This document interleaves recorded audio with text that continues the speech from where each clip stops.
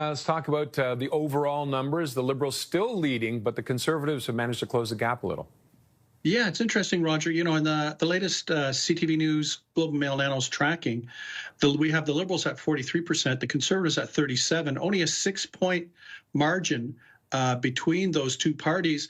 The interesting thing, Roger, is that what we're seeing is that when Donald Trump is in the news and Mark Carney is responding to Donald Trump, it's like the Liberal advantage increases. We haven't, and that's what we saw last week.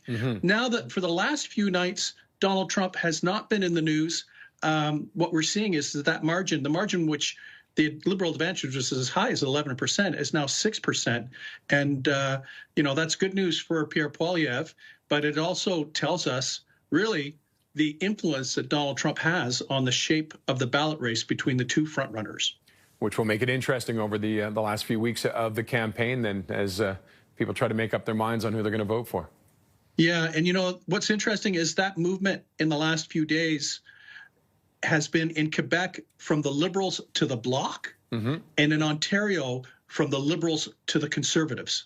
So there are different things happening in different parts of the country. Maybe the key takeaway here is that we take Donald Trump out of the equation and the playing field becomes much more level between the two frontrunners, Pierre Poilievre and Mark Carney. Okay, so it is going to be interesting, is what you're saying. Yeah, you know, and in another survey that we released, we asked Canadians when they were going to make their final voting decisions. And I think for some people, it'd be quite interesting.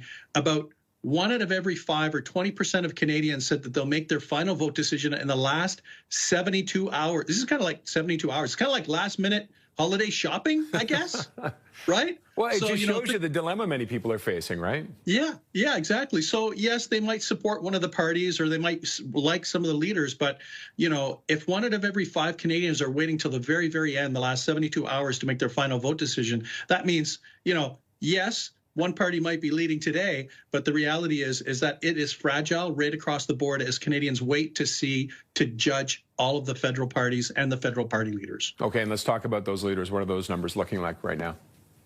Still a significant advantage for Mark Carney when we ask Canadians who they would prefer as prime minister. He gets a tip of the hat of around 50% or thereabouts, followed by Pierre Poilievre at 31%, and Jagmeet Singh 3.8%. Like, yikes! Like, he's way trailing his party. You know, just think the New Democrats are at 8% in ballot support. He's at 4% in terms of on the leadership front. But you know what this really says is that the Liberal fortunes are not right now, and them doing better is really not about the Liberal Party. It's not about the last 10 years. It's about what Mark Carney brings to the Liberals in terms of being different than Justin Trudeau.